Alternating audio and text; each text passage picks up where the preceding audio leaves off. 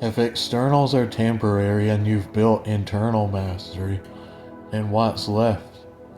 Is it nothing? Or is it only what exists once mastery is in place? If you can't rely on external validation, then what can you rely on? Well, for one, you can carry a voluntary burden, a chosen weight. Meaning doesn't always come from comfort.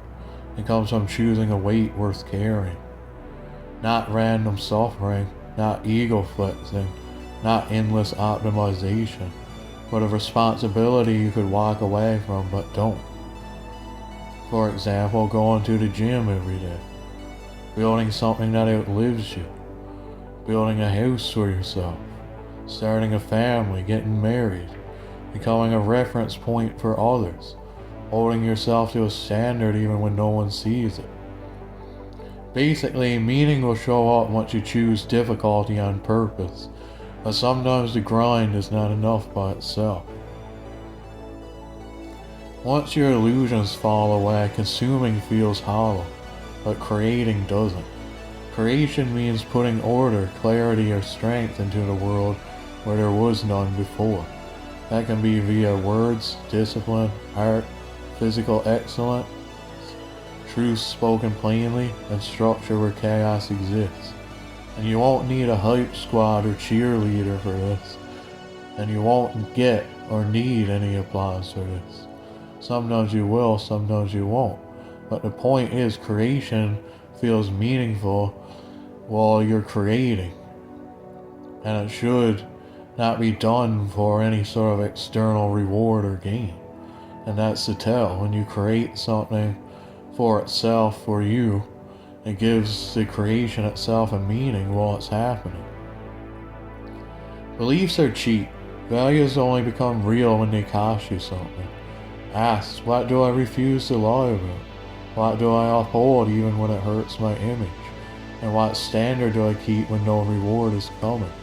Meaning lives in consistency without witnesses. That's rare, and that's real. The point most people miss is meaning isn't self-obsession nor self-erasure. It's a self used as an instrument. You master yourself not to sit on a throne, but to aim yourself at a mission, a craft, a truth, or a legacy. You don't disappear, you're applied. When illusions fall away, life slows but deepens.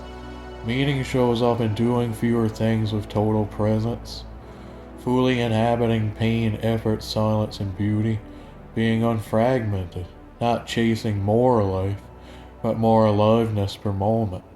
And that's not temporary, that's eternal in every second. So what is real? What's real is the standards you refuse to abandon, the work you choose when no one is watching, the burden you carry without resentment, the truth you live in even when it isolates you, and the thing you build because it must exist. That means not happiness, not validation, not distraction, but orientation. How do you know you found the right burden? Well, it feels heavy but clean. It doesn't cause you chaos or anxiety or resentment. You're tired but not confused. You'd still do it if no one noticed. Not a fantasy of recognition attached, no audience in your head. It organizes your life instead of fragmenting it. Your habits, sleep, body, and thinking start aligning around it. Walking away feels like a sort of self-betrayal at this point. Not fear, not guilt. A quiet sense of, I'd be lesser if I abandoned this. Meaning isn't this makes me happy. Meaning is this makes me coherent. People will hit this stage and fall into nihilism, and this is critical. Most people destroy illusions, build discipline, detach from externals, and then stop. They dismantle the whole house, but never build a new one. Nihilism appears when you see through false meaning, but you haven't committed to the chosen meaning. So the mind says, if nothing matters, why do this? The correct answer is, if nothing is giving meaning, I must choose what matters. Nihilism is a transitionary state, not a conclusion. It's the void between false gods and the self-offered purpose. Most people get scared here and regress back to pleasure, back to ego, back to chaos. You didn't, and this is why it feels so intense. So, internal mastery is not the destination, it's the weapon. If you don't aim it, it turns inward and eats you alive. Overanalysis, emotional flatness, existential boredom, and a feeling of, is this all there is? Mission fixes this by doing one thing. It points you outward without making you dependent on the world. Mission equals, this is what I apply my discipline to. Not for praise, not for belonging, but because disorder decreases when you act. Ask yourself 3 brutal questions. What form of chaos do I naturally move toward instead of away from? What cost am I willing to pay repeatedly without resentment? Time, loneliness, money, physical pain, responsibility? Meaning lives where resentment doesn't grow. And what would rot inside me if I never expressed it? That rot is your unused weapon. Your mission sits at the intersection of these 3. External meaning fades because it's always conditional.